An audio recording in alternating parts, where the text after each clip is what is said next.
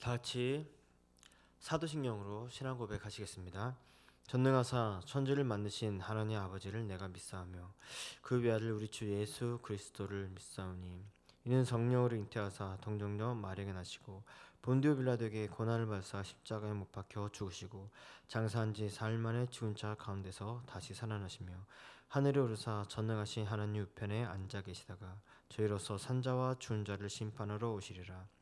성령을 믿사하며 거룩한 공예와 성도가 서로 거토하는 것과 죄를 사하여 주시는 것과 몸이 다시 사는 것과 영원히 사는 것을 믿사옵나이다. 아멘.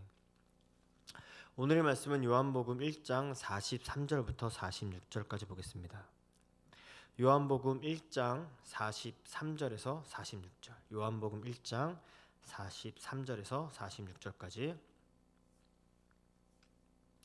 이튿날 예수께서 갈릴리로 나가려 하시다가 빌립을 만나 이르시되 나를 따르라 하시니 빌립은 안드레와 베드로와 한 동네 벳세다 사람이라. 빌립이 나다나엘을 찾아 이르되 모세가 율법에 기록하였고 여러 선지자가 기록한 그 일을 우리가 만났으니 요셉의 아들 나사렛 예수니라. 나다나엘이 이르되 나사렛에서 무슨 선한 것이 날 수 있느냐. 빌립이 이르되 와서 보라 하니라. 아멘. 오늘의 말씀의 주제는 와서입니다. 와서. 예수님의 첫 제자로 언급된 두 사람은 안드레와 요한입니다. 안드레와 요한은 예수님을 만나기 전에는 세례 요한의 제자였죠.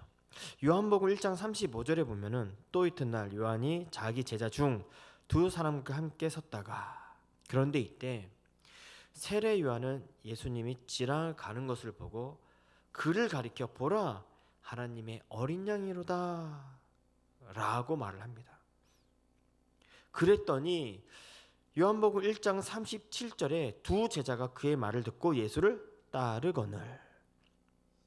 단지 세례 요한의 그 한마디로 인해서 세례 요한의 두 제자는 바로 예수님을 따르는 모습이 등장합니다.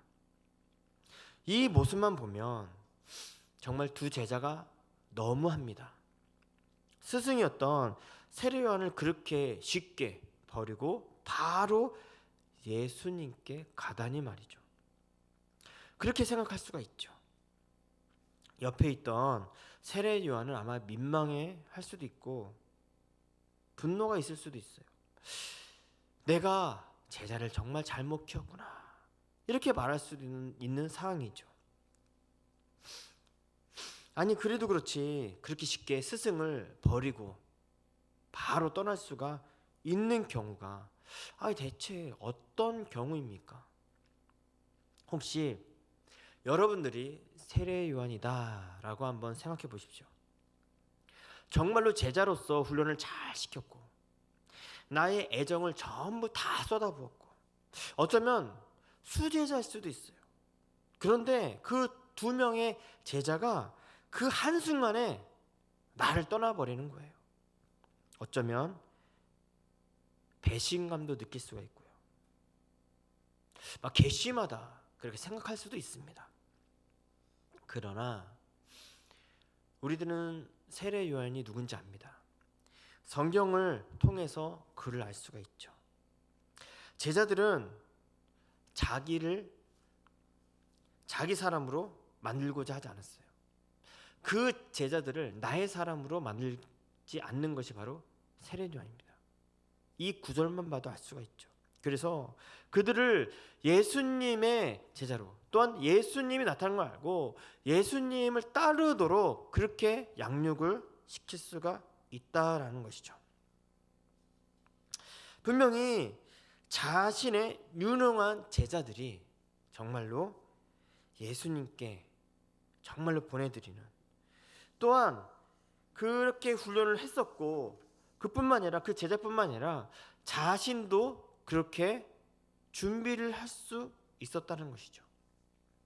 언제든지 예수님이 나타날 때 그 두 명의 제자들을 보낼 수 있는 준비를 했다는 것입니다. 이렇듯 우리는 내 사람을 만들면 안 돼요. 양육을 하든 훈련을 하든 내 사람을 만드는 것이 아니라 바로 하나님의 사람을 만들어야 한다는 것입니다. 그래야 그들이 하나님의 뜻에 따라서 움직일 수 있는 것이고 양육을 한 그 스승도 마음 편히 보낼 수가 있는 것입니다. 하나님의 사람으로 양육을 안 하니 내 사람으로 양육을 하니 그들을 나를 믿도록 그렇게 훈련시키고 그렇게 양육을 시키는 거예요. 그러니 그들이 사람의 우상이 생기는 것이죠. 그래서 교육자나 리더들이 죄가 아무리 많이 보여도 그것들을 지적하면서 회개하라고 권면하는 것이 아니라 제자들은 그 스승에 대해서 숨기고 덮으려고 하는 것이죠. 바로 이것이 문제인 것입니다. 나를 믿을게. 내가 훈련시켰으니까 너는 내 말만 들어야 돼. 너는 내 편이야. 이 모든 것들이 바로 내 사람으로 만드는 것입니다. 이건 하나님의 사람으로 만든 것이 아니에요. 내 사람으로 만들기 위한 훈련이고 양육이었다는 거죠. 그러니 내가 문제가 생길 때 제자들이 나를 위해서 숨기고 덮어주고 무마해 주는 것이에요. 이 얼마나 안타깝습니까? 혹시 여러분들은 하나님께서 나에게 맡기신 영혼들을 나를 따르도록 그렇게 훈련하고 있지 않습니까? 그렇게 그 사람들을 만들고 있지 않습니까? 그러면 안 되죠. 그 사람들을 하나님을 따르게 만들어야죠. 하나님의 사람으로 만들어야 된다는 것입니다. 특히 리더들이 이런 실수를 많이 합니다. 하나님의 사람이 되라고 이렇게 양육을 한다고는 하지만 하나님의 사람이 아닌 내 말을 잘 듣는 그런 사람으로 양육을 합니다. 리더들이 저지르고 쉬운 죄죠. 실수죠. 그리고 1장 38절에 보니까 예수님께서 그들을 보고 무엇을 구하느냐라고 했습니다. 그 두 명이 오니까 예수님이 묻는 거예요. 너희들은 무엇을 구하느냐? 그러자 그들의 대답이 황당합니다. 라삐요, 어디 계시오나이까? 어디 계십니까? 이렇게 대답을 하는 거예요. 바로 예수님이 옆에 계시는데도 불구하고 그들이 대답하는 게 어디 계십니까? 그들이 정말로 예수님이 어디 있는지 몰라서 부를까요? 아니죠.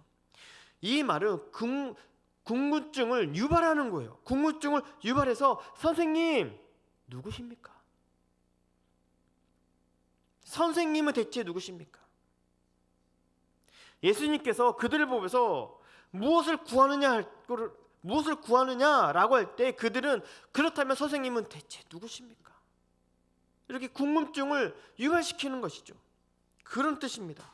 근데 여기서 예수님께서 내가 누구이며 내가 어떤 인물이며 나는 무엇을 할 것이며 이런 설명들을 전혀 하지 않습니다. 딱 한마디 하죠. 39절에 보니까 와서 보라. 그들이 선생님이 그러면 누구십니까? 라고 물을 때 그럼 와서 보라. 너희가 직접 나와 함께 하고서 나와 동행하고 직접 나를 봐라. 내가 어떤 사람인지 직접 봐라. 그런 뜻이죠. 본인의 삶을 통해서 제자들에게 알려주시는 것입니다. 그 후에 안드레가 자기 형제 시몬을 찾아가 우리가 메시아를 만났다 이렇게 말합니다. 그리고 나서 한 일은 시몬을 예수님께 데리고 오는 거예요. 자, 안드레는요 시몬에게 뭐 장대한 설명을 하지 않아요. 막 그분이 어떻고 설명 전혀 없습니다. 단지 시몬을 예수님께 데리고 옵니다. 이것을 줄이면 와서 봐라 이거죠. 시몬에게 와서 보라, 예수님을 보라 이렇게 말하는 거예요. 자, 그리고 시간이 흘렀습니다. 그리고 이튿날 예수님께서 빌립을 만나고 그에게 한마디를 하는데 나를? 따르라 라고 합니다. 나를 따르라가 뭡니까? 오라는 거예요. 와라. 와서 나를 보라. 이 말인 것이죠. 그리고 빌립은요, 안드레가 했던 행동을 똑같이 합니다. 안드레가 시몬을 찾아갔죠. 그죠? 예수님을 만나고 시몬을 찾아가서 데리고 오죠. 근데 빌립도 똑같은 행동을 하는데 누구한테 하냐면은 나다나엘을 찾아갑니다. 나다나엘을 찾아가서 예수님께 데리고 오려고 해요. 데리고 오려고 하는데 여기에서 안드레와 빌립이 차이가 조금 있어요. 어떤 차이가 있냐면요, 안드레는요 시몬을 데리고 올 때 장대한 설명을 하지 않습니다. 그런 얘기를 하지 않아요. 그냥 데리고 와요. 근데 빌립은요 나다나엘을 데리고 올 때 장대한 설명을 합니다. 우리가 한번 보겠습니다. 우리가 읽었던 45절에 보니까 모세가 율법에 기록하였고 여러 선지자가 기록한 그 일을 우리가 만났으니 요셉의 아들 나사렛 예수니라 하면서 장대한 설명합니다. 어떻게 보면 한 절에 한 절인데 여기서 장대한 설명들이 막 들어갔어요. 한번 해석해 보겠습니다. 맨 처음에 한 절은 뭐죠? 율법을 언급해요. 빌립이 나다나엘에게 율법을 언급합니다. 그 다음으로 언급한 게 선지자들이 기록한 것을 언급해요. 그리고 예수님의 아버지를 언급합니다. 요셉. 그의 아버지가 누군지 아니? 하면서 언급을 하는 거예요. 그뿐만 아니라 동네까지 언급해요. 나사렛. 동네까지, 그 지역까지도 언급을 합니다. 이렇게 막 여러 가지로 언급을 하죠. 아마 빌립은 나다나엘이 어떤 사람인지 아마 알 거예요. 그를 잘 아는 사람이었어요. 그래서 이렇게라도 설명하지 않으면 그가 올 기미가 없는 거예요. 혹시 여러분들도 아시죠? 야, 내가 저 사람 대해서 알아. 저 사람 앞에서는 말을 이렇게 하면 그냥 넘어와. 아시잖아요, 여러분들. 저도 압니다. 야, 저 사람 앞에서는 말 안 하는 게 좋아. 이런 거 아시잖아요. 이랬듯이 빌립은 나다나엘을 너무 잘 아는 사람이었어요. 이렇게 장대하게 설명을 안 하면은 안 올 사람이라는 거. 근데 성경은 뭐랍니까? 나다나엘은 정말 그런 사람이었습니다. 46절에 보겠습니다. 46절에 보니까 나사렛에서 무슨 선한 것이 날 수 있느냐? 이렇게 묻습니다. 이렇게 장대하게 설명했는데도 불구하고 안 와요. 이렇게 장대하게 언급을 했는데도 불구하고 안 옵니다. 나다나엘은 나사렛에서 어떻게 메시아가 날 수 있느냐?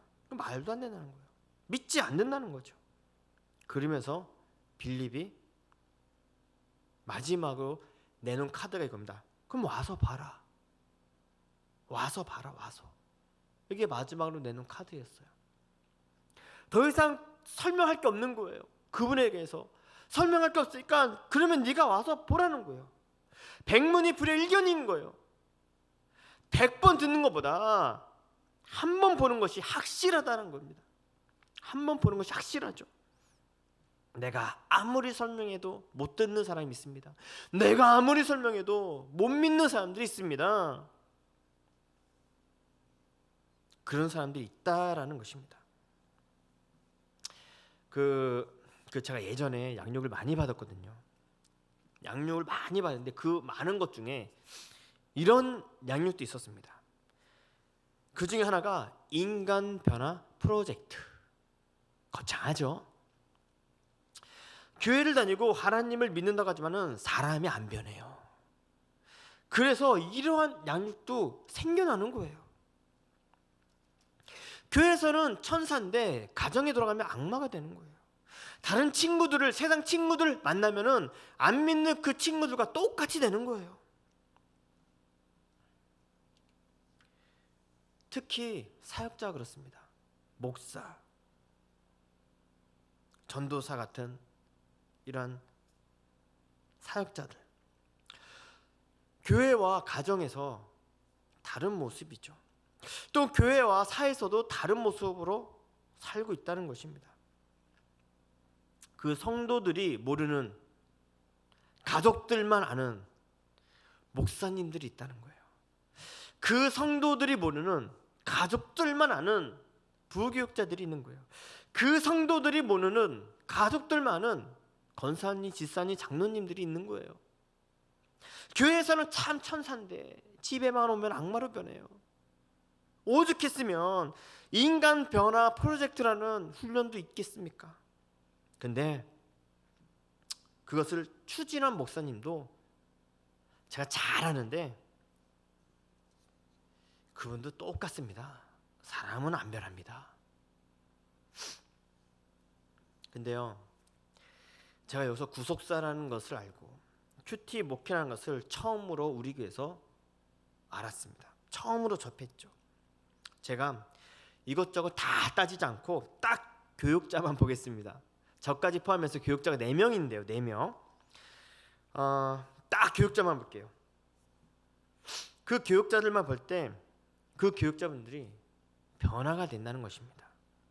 여기서 사람이 변화가 된다는 것은 다른 사람을 변화시키는 그런 양육을 말하는 것이 아니에요. 각자 스스로를 말하는 거고 나 자신을 말하는 것입니다. 저도 교육자고 또한 저를 포함해서 4분이 있습니다. 그분들이 변화가 됐다는 거예요. 딱 교육자들만 봐도 제가 처음에 이 교회 왔을 때, 우리 교회 왔을 때 처음에랑 지금이랑 많이 달라요. 예.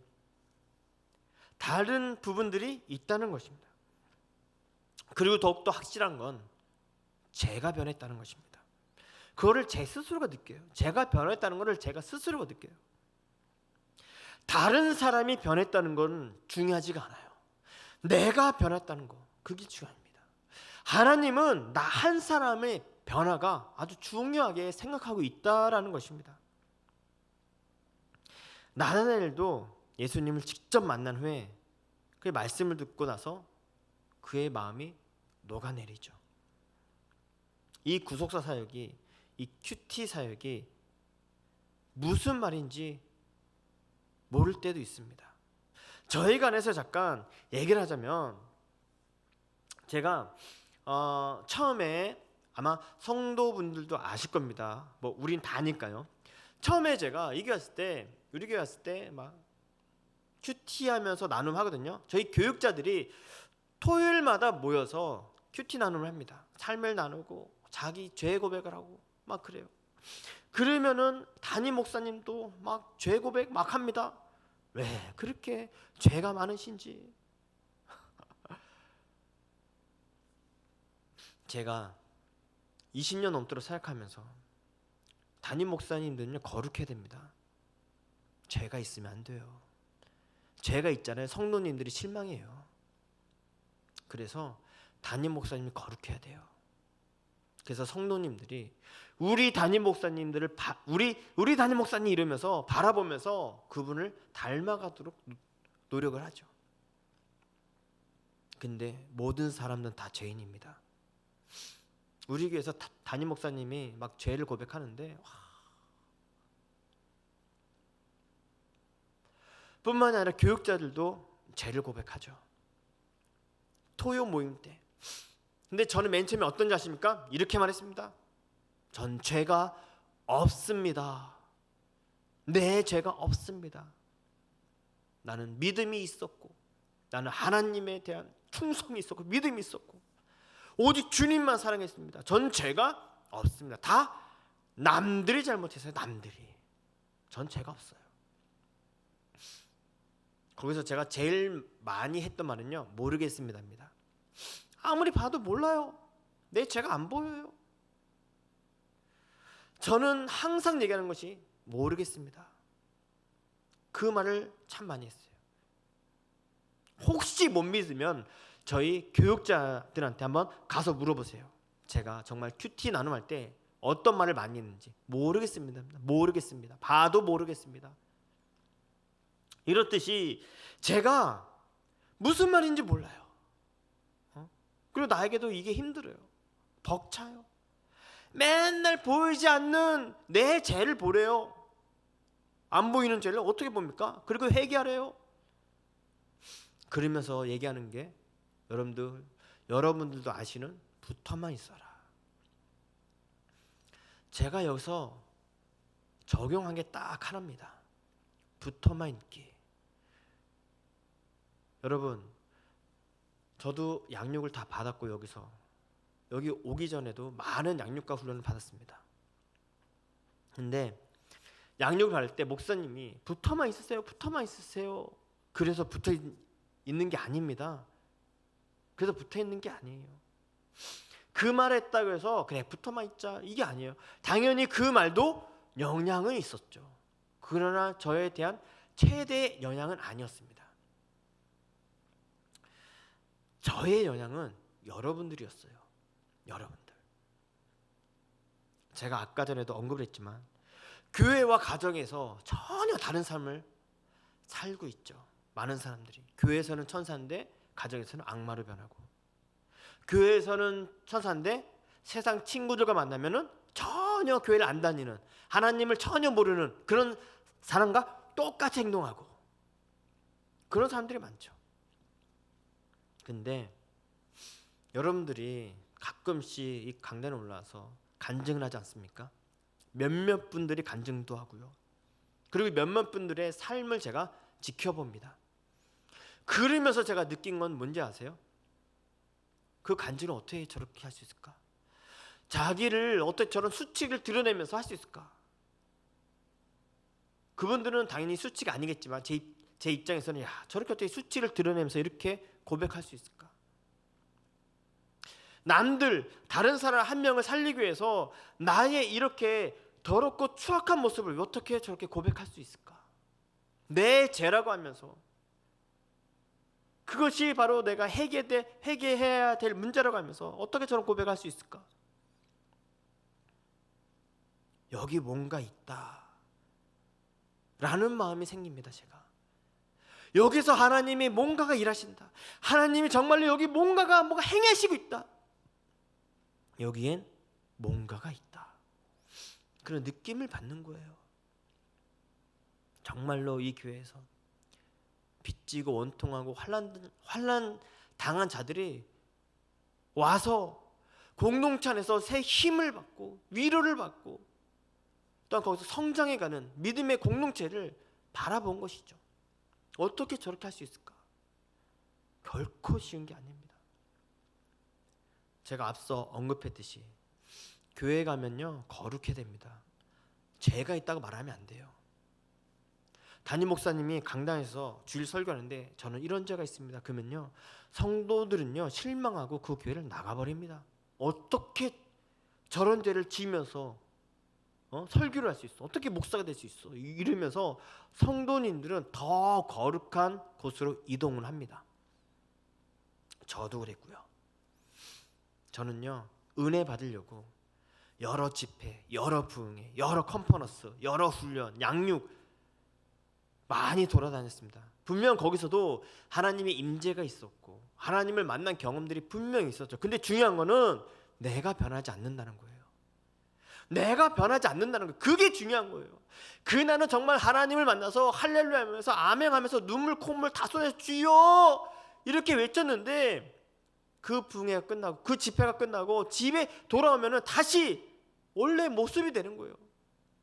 원래 삶으로 돌아가는 거예요. 내가 전혀 변하지 않는 나의 모습들. 그러나 여러분들도 아시겠지만 저는 의료교회 왔을 때 모른다고만 정말 많이 말했고 저는 죄가 없다고만 말했습니다. 저는 그때 하나도 안 변했습니다.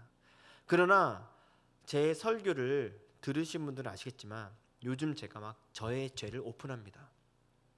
오픈하고 거기에 대해서 제가 회개하죠. 저의 죄는 이런 거였습니다. 아마 제가 예전 같았으면 그 수치스러워서 오픈을 안 할 거예요. 너무 수치스러워서. 그러나 지금 하는 이유는 나로 인해서 한 사람이 살릴 수 있다면, 나로 인해서 은혜 받는 사람이 있다면, 나로 인해서 저 사람이 구원을 받는다면 오픈해야죠.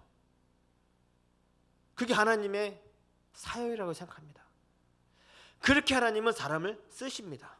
다른 사람을 구원하기 위해서.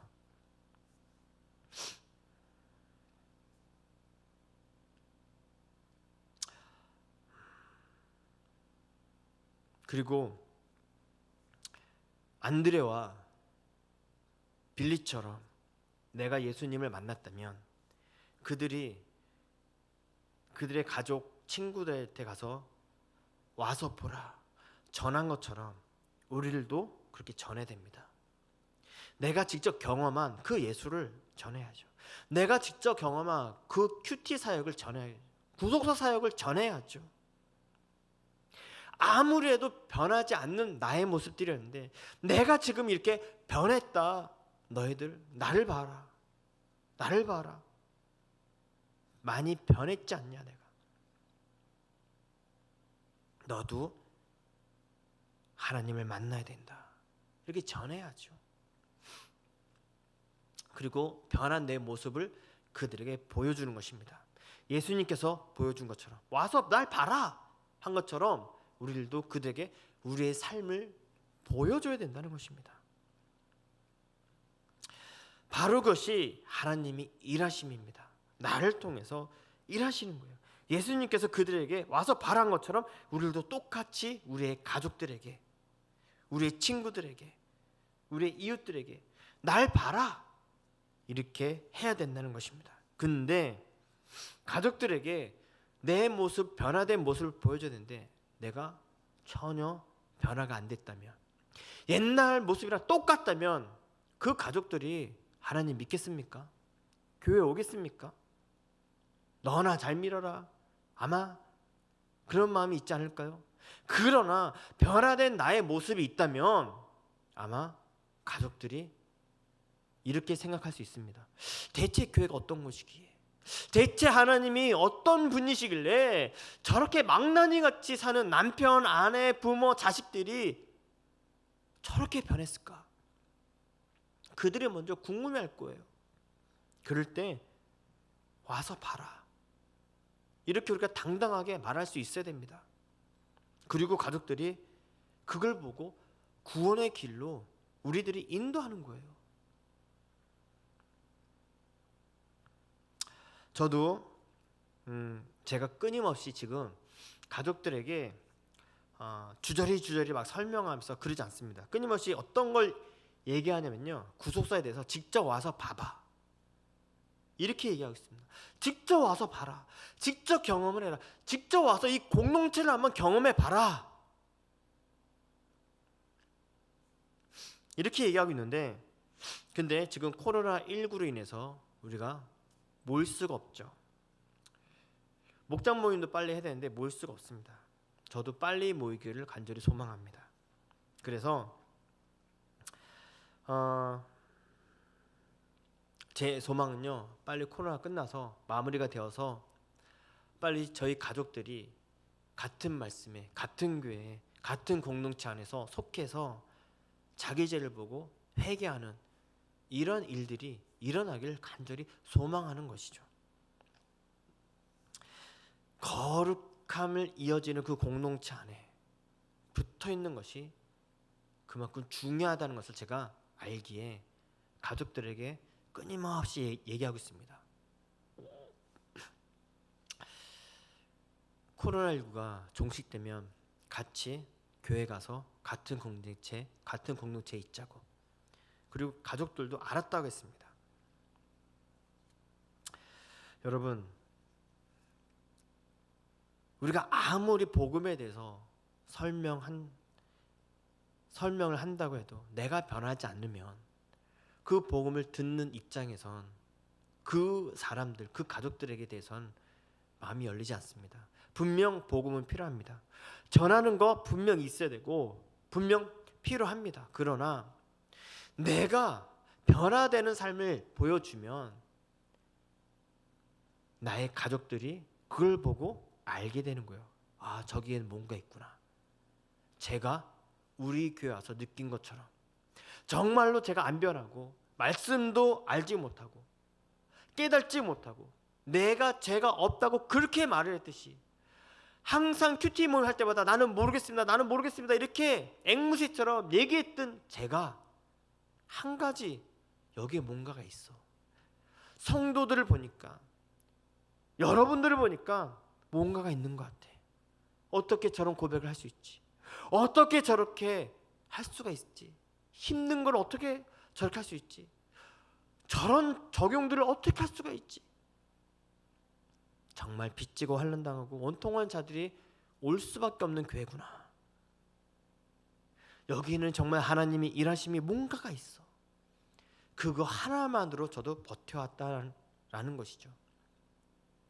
그 모습을 보고 저는요, 말씀을 듣는 것보다, 저 맨 처음에 이랬습니다. 담임 목사님께서 설교할 때 무슨 말인지 몰랐어요.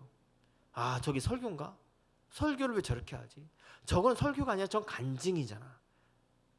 주일 예배를 어떻게 설교로 식으로 안 하고 간증 집회식으로 할까?